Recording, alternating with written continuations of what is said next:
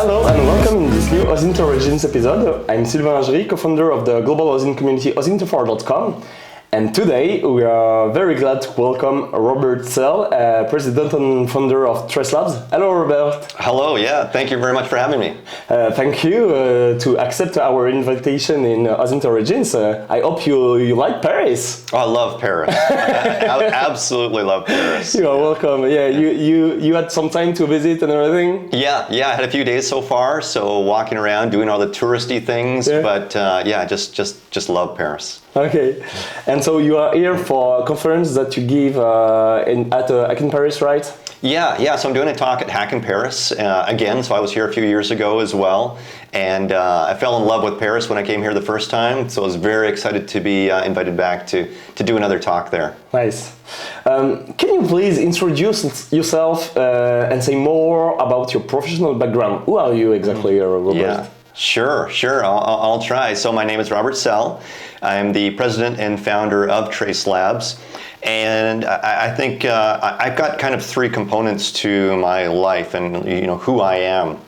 I think the first part that everybody knows about is the Tracelabs component and my involvement there, getting that started, working with the community, and really pushing that through to become an actual organization.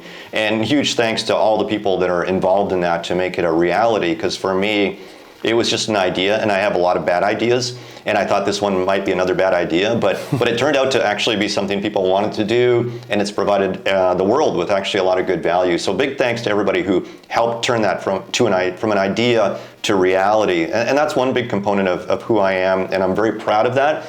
I think when we think about things we do in our lives that we can be proud of, for me, that's one of them, right? Not only what we're doing for the family and the lost people, but also what we're doing for the community, helping people learn OSINT, helping bridge the gap between law enforcement and the hacker community, which is a weird relationship, but it's turning out to be actually quite wonderful. And so all of that, right? I'm very happy with how that's turned out, because it could have gone terribly wrong in many ways, right? And so we're always watching that, but the community has been so wonderful. And our community is not always wonderful that way, right? Like we if you look at Twitter and things like that, sometimes it's a dumpster fire and things can go horribly toxic, but this has been just wonderful. And then, so that's one big part of my life, and the other part is, my day job, where I'm working in InfoSec and IT and doing that. And so this is a nice contrast to that, right? So very exciting for me. And then I also do the search and rescue, which we were talking about before the podcast. And so that's different again, right? So those three components for me. And the search and rescue is kind of the more physical side of my life, where in the middle of the night, usually Sunday night, pouring down rain, I'll get a call on my phone, and it'll be, okay, the person is lost in the mountains, and so I get to throw in my backpack and go out with the team in the cold, rainy night and go help find that person. So it's kind of the physical side of what we do in Tracelabs, right? So it gives me my exercise, and it gets me out of the house. So, nice. So that's kind of who I am in a nutshell, I suppose. And so you don't live with Tracelabs. I mean, Tracelabs is not your main job. You work in a company in IT. And so how did you discover the IT, and after, how did you discover OSINT? So Tracelabs is nonprofit, and so everybody that works in Tracelabs are volunteers. So it doesn't pay my salary or anything like that. And there's a lot of thought put into the structure of Tracelabs to try to make it as good as it possibly could be from the very start. So there was discussion around, should it be a corporation or what should it look like? So we decided to go with nonprofit, and there's plus and minuses to that. But overall, that was the direction we went, and I don't regret that. I think that actually was the best way to go. So that's how it's structured. So I do have to have a day job, which I do, and through that I kind of discovered OSINT, and it was interesting how that came about, because it didn't actually come about from my day job. It came about from my search and rescue capacity, what I do there. So many years ago, we had a really big search. It was called the Tyler Wright search. Tyler Wright was the name of the individual that was lost in the mountains. And it was in Canada, because you are Canadian, yeah? Yeah, I'm from Canada. Sorry, I should have said that. No, it's okay.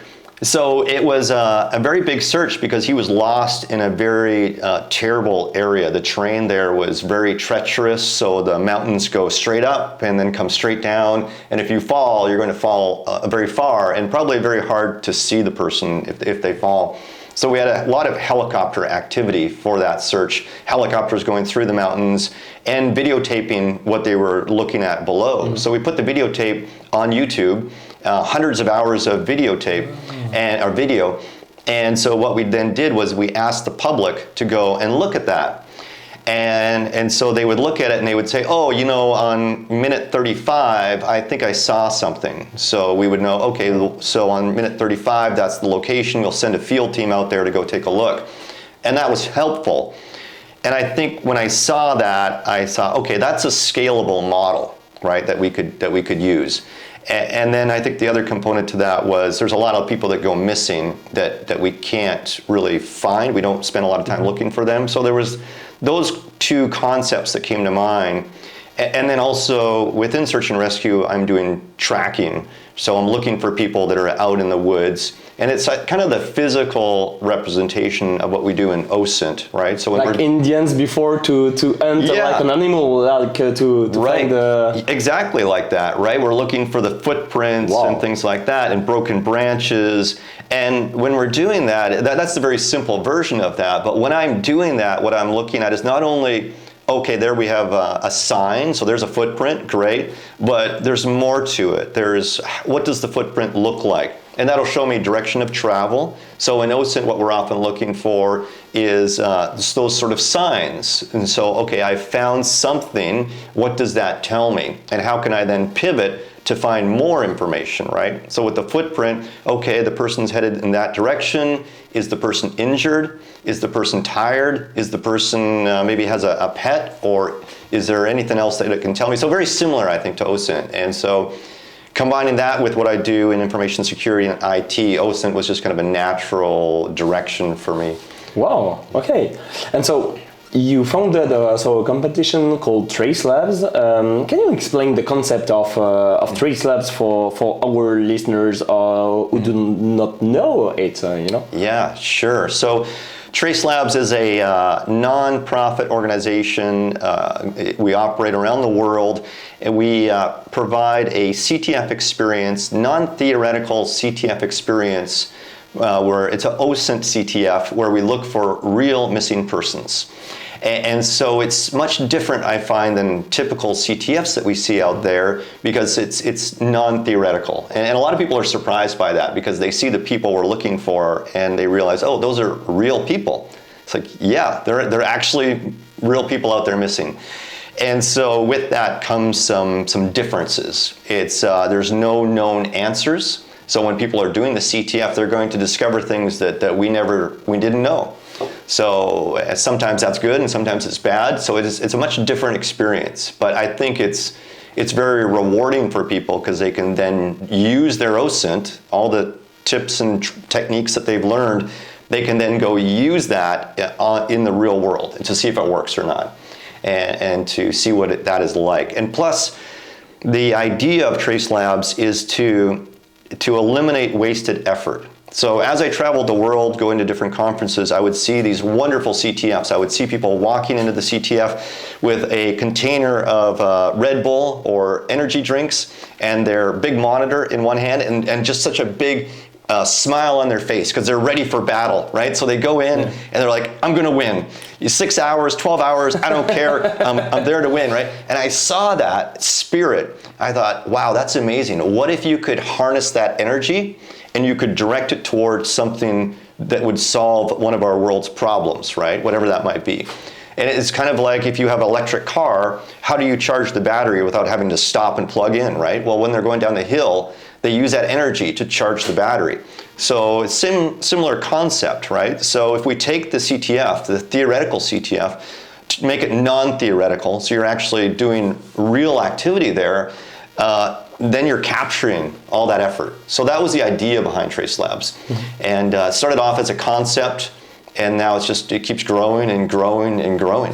And so what was the history of Tracelabs? It was created following the big rescue of the guy, or it was like I mean, how you said, okay, we will create a non-profit organization, and with who, you know, and said, okay, then the first competition will be on that and everything.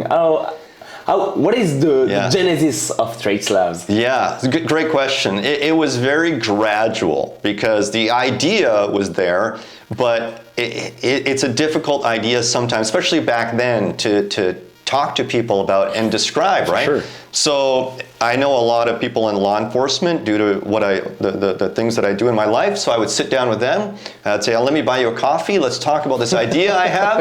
And they would look at me like I'm crazy. It's like, what are you talking about? And a lot of people thought I was talking about some sort of fraud detection. And it's like, no, it's not fraud. And then I would get some guidance as far as how I could proceed. And I think the general view from law enforcement was, yeah, you can do that. It's not illegal, but yeah, we're not super interested right now. So it was and that's expected, right? I think it was a brand new concept. So, but I would get some guidance from law enforcement, and then from the hacker community, I had amazing guidance. So huge thanks to many of the people out there, and they know who they are.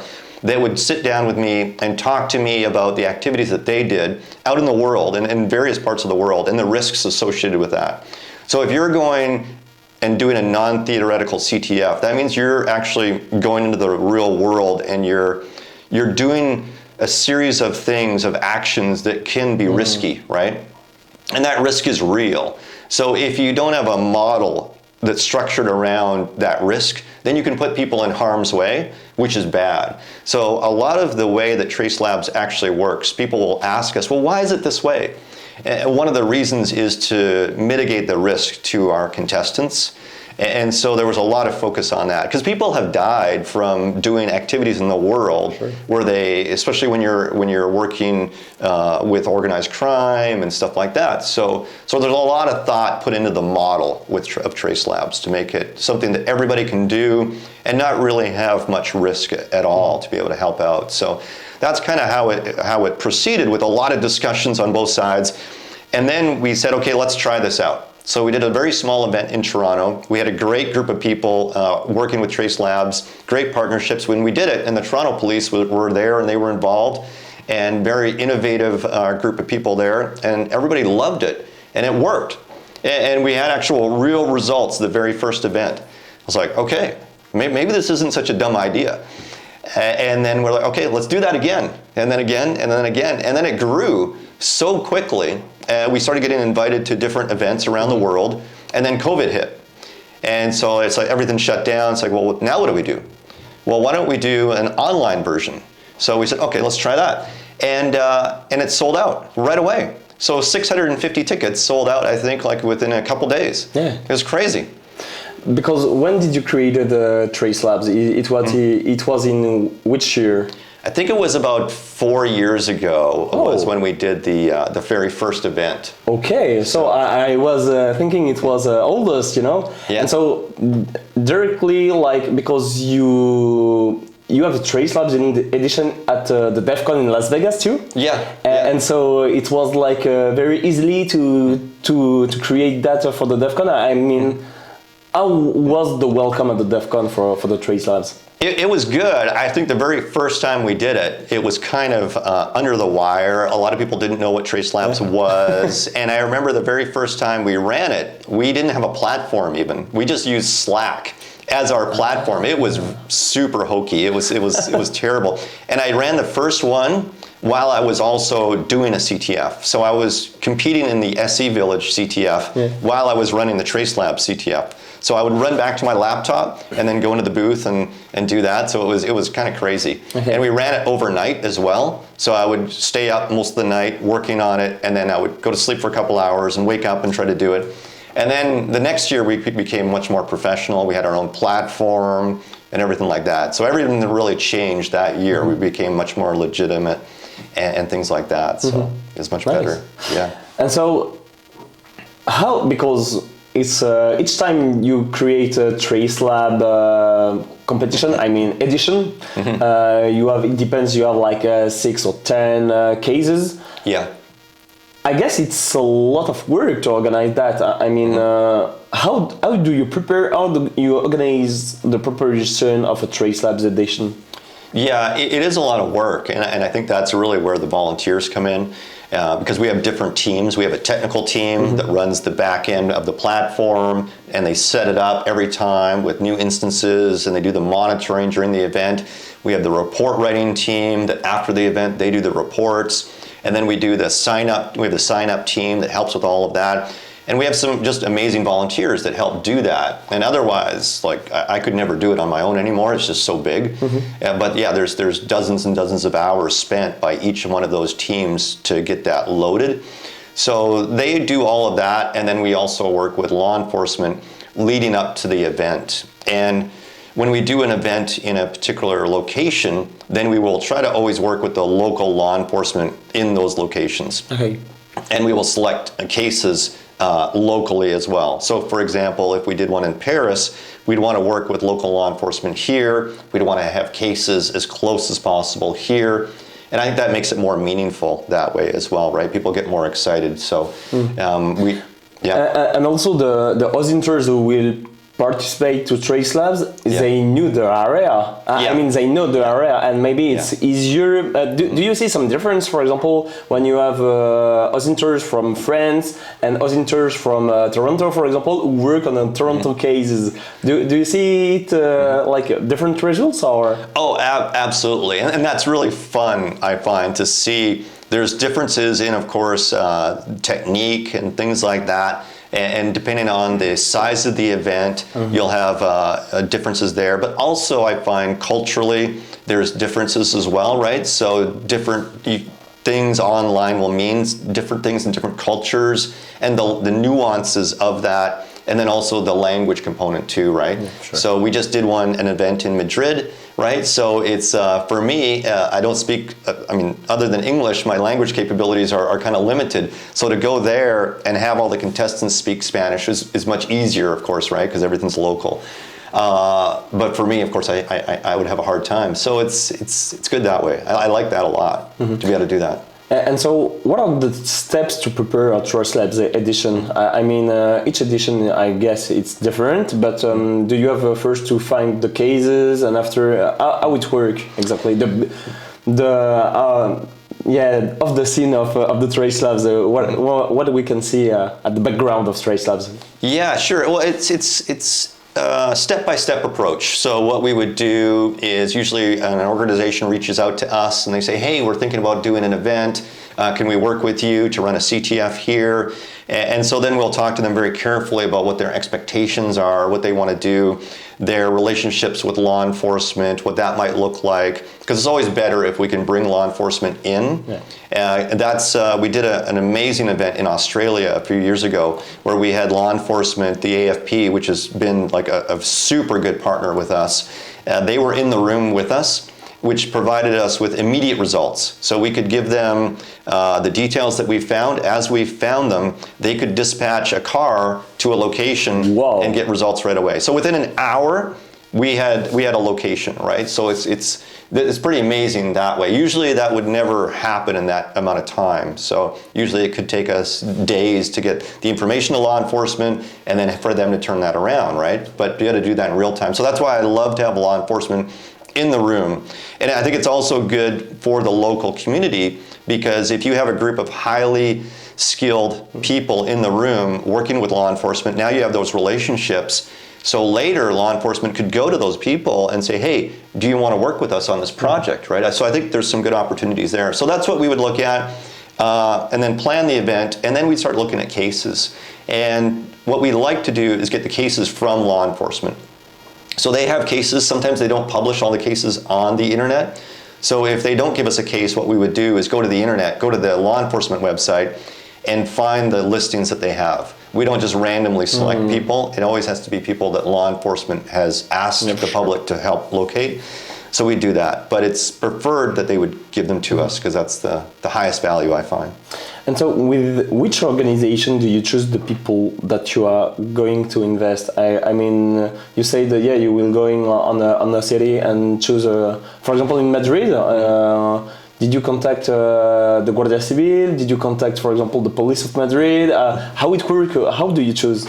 Yeah, so typically that's what we would do. If we have a relationship with them, we would set that up and they would give us cases. Like in Australia, we work with them quite a bit, where if we're doing an event there or anywhere nearby, or even for a global event, they will sometimes give us cases. So when we did, throughout COVID, we did these virtual global events, and they would help give us cases and we would work on those. So that's always preferred. If there's no relationship, we always we'll reach out to the law enforcement agency and say, hey, we're going to be there. Would you like to work with us? And quite often, if it's a new country for us, they're very conservative, I suppose. Exactly. So, and that's fine.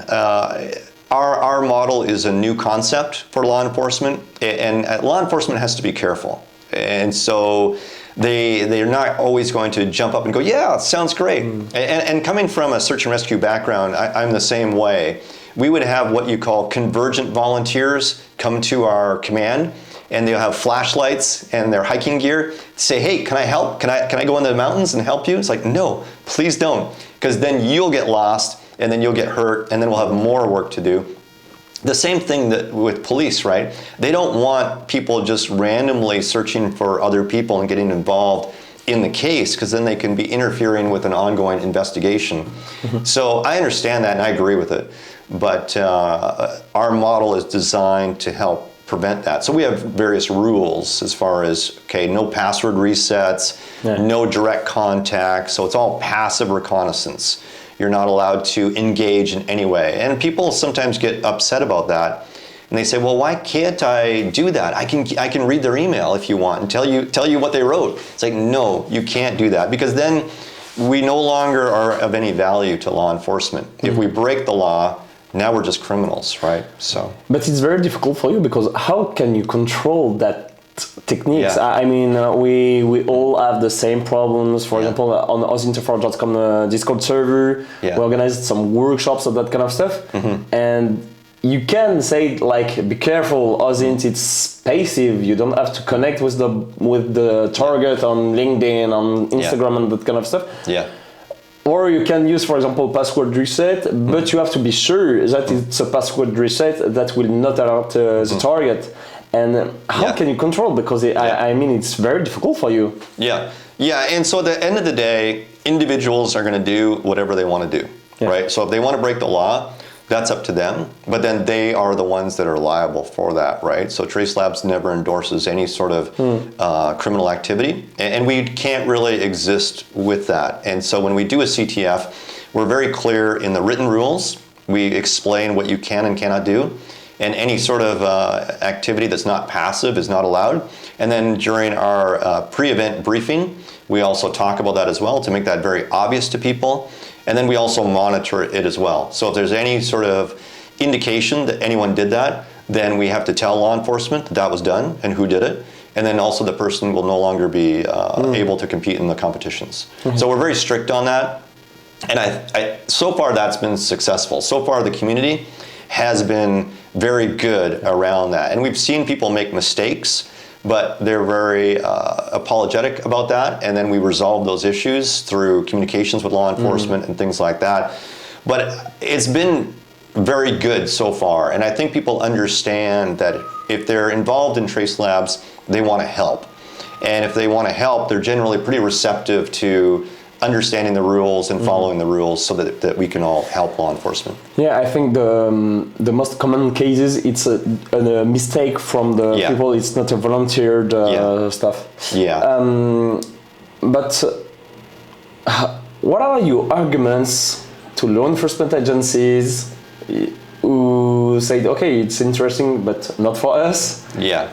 How can you change the mind on Tracelabs? Sure. I mean, what are the arguments, for example, to try to sell? It's not selling, but I mean to try to do a partnership between Tracelabs and law enforcement from a different country. Yeah, a great question as well.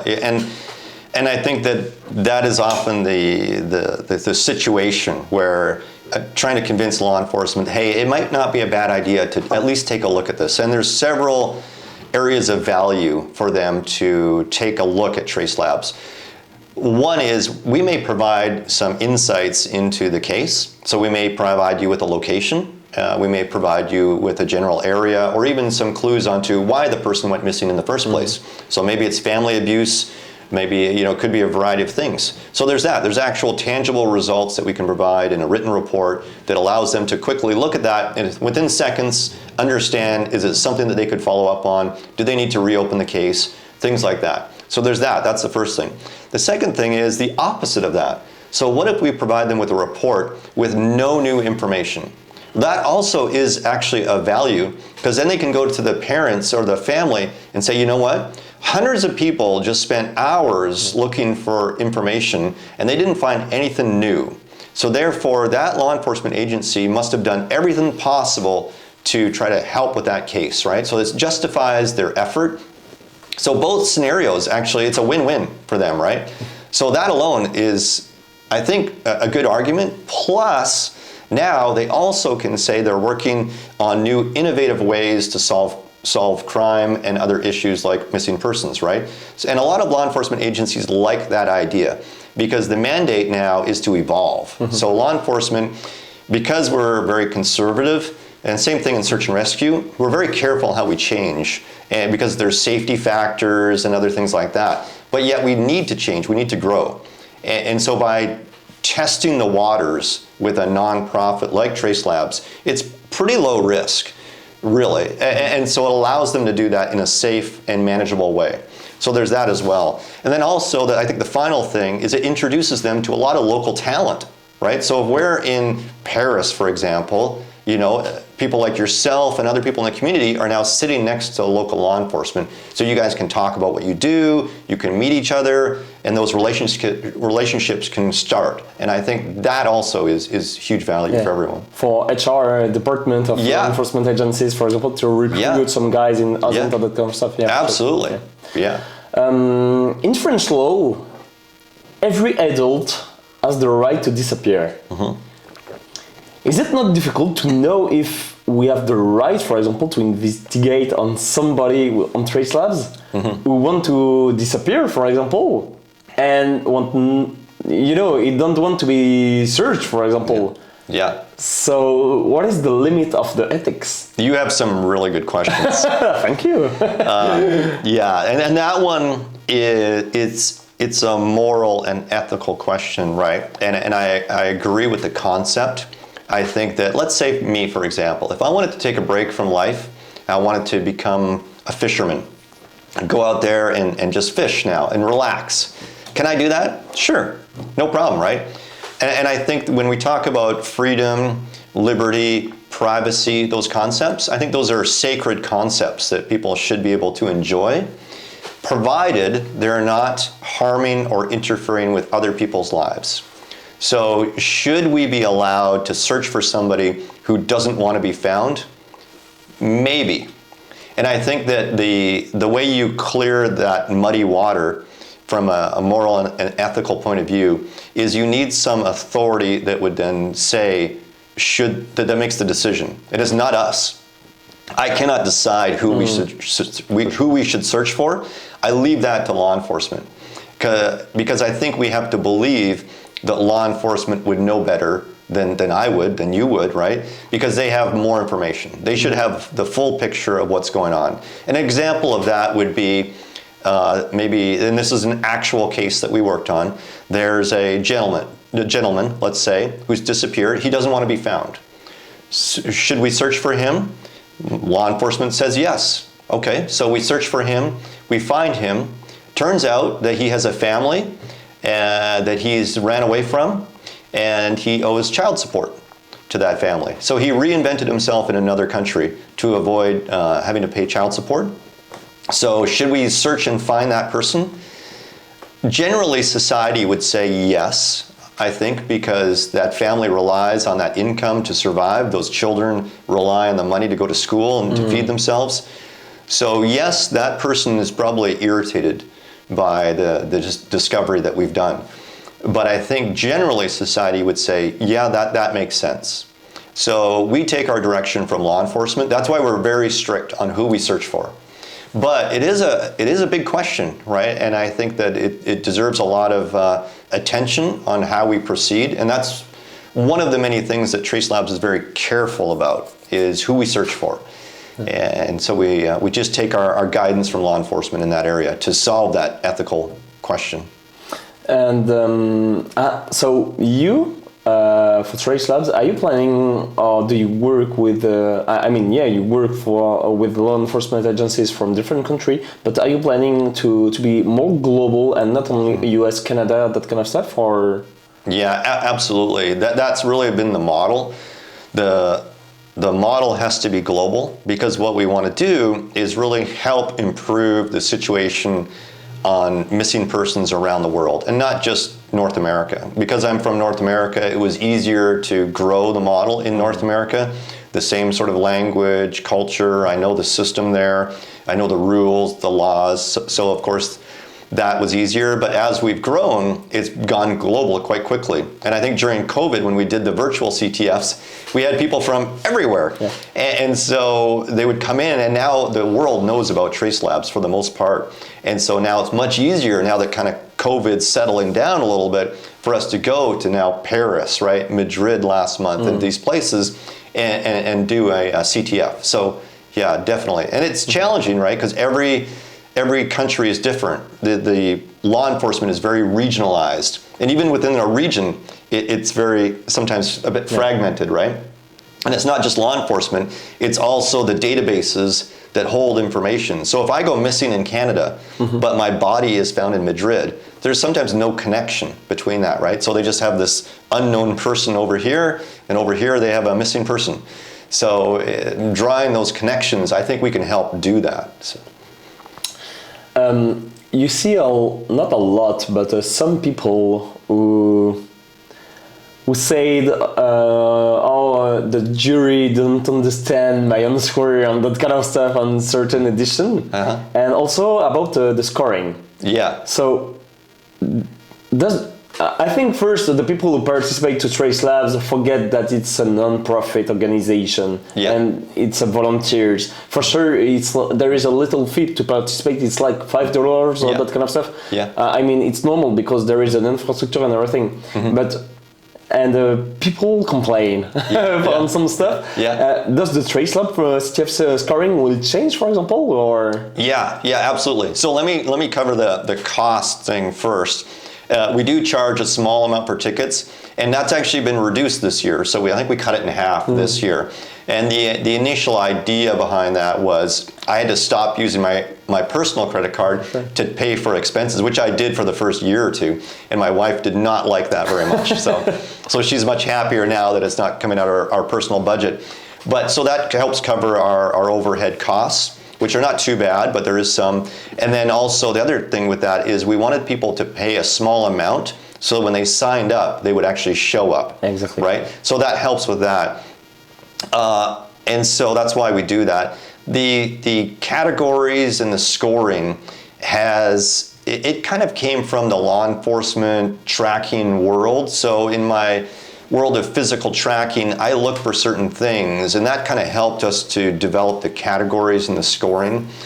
But I find that over time that's evolved, and it needs to evolve and change and improve.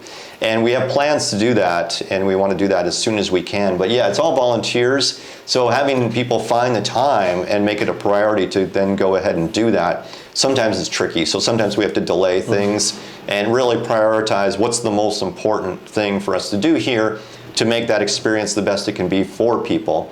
But I would encourage people that are interested in it to let me know, or anybody on the Tracelabs team, that they're interested in that, or they have ideas, and then that'll help influence how we proceed with the categories. The categories are very high on my list right now of things to improve, because I see people now, they come in and they kind of sometimes game the system a little bit, right? Where they know, okay, I can do this and get more points, but it's not necessarily high quality OSINT.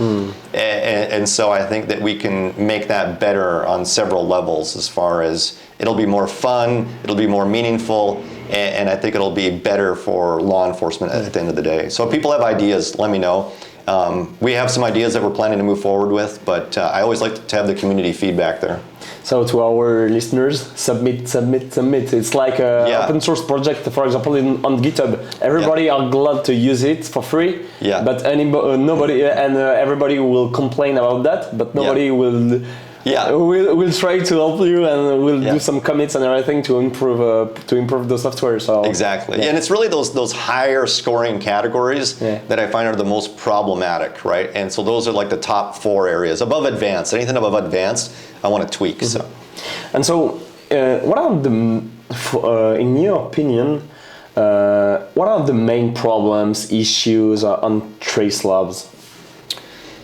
The main problems and issues. For Tracelabs and for your personal, for you, for example, that first, for example, the expense with your personal credit card was one. Now it's solved. But I mean, what are the? I think we have a great community of people that are helping us all the time, and I think it's really a matter of harnessing that energy and people's interests. There's a lot of people that are interested in helping Tracelabs, and I would encourage people, when they're emailing us or letting us know that they want to help, let us know what area that you're interested in helping on. Do you want to help do reports? Do you want to help do the ticket sign up, or the infrastructure, or just want to work on maybe the categories or something like that, so we can help direct you to the right committee. Maybe you want to lead a committee, right? So I find we get hundreds of emails where people are like, I love what you're doing, I want to help. And so what we'll do typically is direct them to a CTF and then direct them to judge as well. So the judging is another experience that I encourage people to do. I think it will show you kind of behind the scenes on how things work and really help you to get integrated into the community even more. But I think also just telling us how you'd like to help. And you could phrase that in a way such as, hey, I've noticed that you have this problem, and this is how I'd recommend that you solve it, and I can actually help you solve that. That would be excellent to get emails like that. Because then I can divert the person or lead the person to the right area and the right group of people to help us. It's really hard when I get the emails. It's just like, hey, I love what you're doing. I'd like to help. And then it's like, okay, well, what's your skill set and where's your interest and stuff like that. So I think that would be one thing that would be really good. And then people that are around the world that work with law enforcement in some capacity, to be having conversations with them, because I find that that's the struggle, and that takes a lot of time, is to build those relationships with law enforcement and to build that trust up. So, So what's new at Tracelabs? What are the upcoming projects?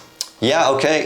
Because you have a lot of work, you said, and it seems that you try to improve every day. So do you have new projects at Tracelabs? Yeah, we sure do. So there's a new project and a new event coming up. So the next big event for us is DEF CON Vegas, which I'm really excited about because, of course, it's a huge event, very exciting, and it's been virtual for I think the last year or two. I think there was like a mixed event where some people were on site, but we haven't been there, I believe, in about 2 years. And so to go there on site, our whole team's going to be there, our core team. So we'll be in the contest area there, running a CTF. So that's going to be really exciting. It's always Vegas is always crazy, right? So that'll be fun. We'll be bringing stickers and things like that, and meeting everybody in person. So that'll be fun. And the project that we're going to launch soon, we're just in beta with it right now. There's been a lot of people sign up for beta testing. Is the ongoing ops. So that's probably been the biggest request for us, is to bring that back. So to explain what that is for people that are not familiar, is we have our CTF, so we have our non-theoretical OSINT CTF that we do for real missing persons. We do that on a periodic basis, so we do that, say, every quarter or so. But in between those, there's that gap of activity. There's nothing going on, right? There's just our Discord channel where people can chat about different things. But in order to solve that, what we also had was ongoing ops. Ongoing ops was an area where you could go in and you could work on cases anytime, 24/7, and you could contribute to a case, which was great. And so people really liked that. But we had to shut it down for a little while because the platform really wasn't that good.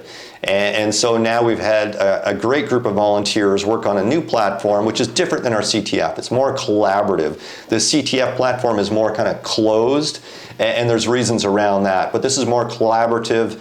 So I think people will enjoy it. And we hope to launch that very soon after we come out of beta testing. I can't give a date right now because there's a team working on that, but I would say very soon, and we'll make an announcement as soon as that's ready.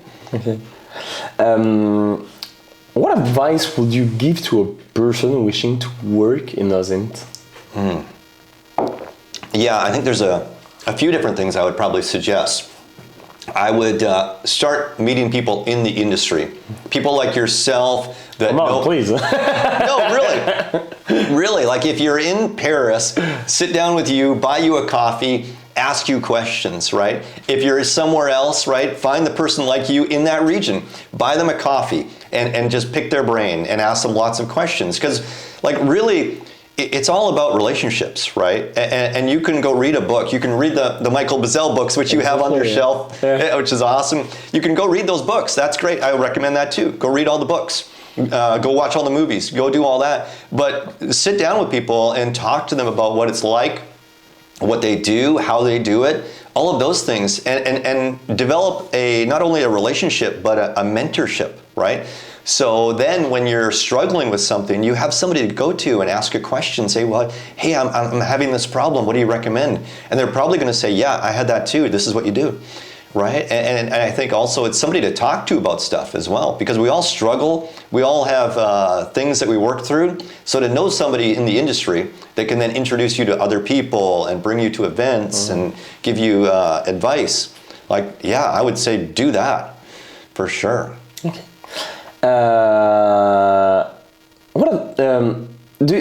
You talk about books, about Michael Bazzell books. Do you have some books, movies, series that you recommend in OSINT or not? You know, if there is, I don't know, a book or something that changed your mind in anything, like, feel free. Yeah, there's a lot of good books out there. I think the Bazzell books are sort of the foundation. That's the classics that everybody has. And I think there's a lot of good OSINT books out there. There's new ones coming out all the time, I think. Also, it's so hard for me to keep up as well, right? So everything online as well. It's just I used to have a database of all my favorite tools and techniques, and it's overwhelming now because there's every day there's something new, and so I think keeping up with that is good, but then also trying to use those techniques and tools is a key component of that. So there's that, but I think that going a little bit deeper sometimes is good as well. So outside of OSINT, I like to look at things like psychology a little bit as well, and not just general psychology. I think that's good as well, why people do certain things and that, but looking at psychology that's more specific to what we do, right? So what dictates a person's behavior under certain circumstances. So when we're doing OSINT, we're typically doing it for a reason. We want to find perhaps a person or an asset or something like that, right? And that person may be self-aware of our activities and things like that. They may be doing evasive techniques and things like that. So I think you need to learn a little bit about that. So in my search and rescue capacity, I learned things like search techniques, how to search for a person in outside in the physical world. Some of that can be applied virtually as well, right? So how do I expand my radius of search? How do I look at direction of travel? Things like that. I think that those peripheral disciplines are good to learn about. So psychology for sure, criminal behavior perhaps, things like that. I think all of those are of value. So I would try to be well-rounded in your knowledge, not just information security. And in movies, series, do you have any recommendation or? Yeah, I love spy movies. You know, so the new ones and the old ones, I love all of that. I love the whole concept of spycraft and those techniques. I love that. I don't know if this TV series was popular in France, but there was years ago a TV series called Burn Notice. Burn Notice? Burn Notice, yeah. No, I don't know. You can find it on YouTube, probably some clips of that. But I used to really enjoy that because they had some really good research in that show that they would actually take from real people in the industry. And I mean, it's a fictional show, so it had an element of action and joking around. But at its core, it had some good knowledge, I think, in some ways. So I kind of enjoyed that. Okay, cool. Yeah. Thank you very much, Robert. Where can we follow you? I mean, where can we follow Tracelabs, or yourself, or maybe anybody else that you recommend to follow? Yeah, I think on Twitter is typically a good place to go. Robert E. Sell on Twitter, Tracelabs on Twitter, and we tweet out a lot of stuff, so you can find us there. Probably the easiest way to find our website and things like that. Okay. Robert, thank you very much. Enjoy your stay in Paris. Oh, thanks for having me. It's been a pleasure. And yeah, I just love Paris. Can't wait to spend more time here. Thank you very much. Have a nice day. Thank you.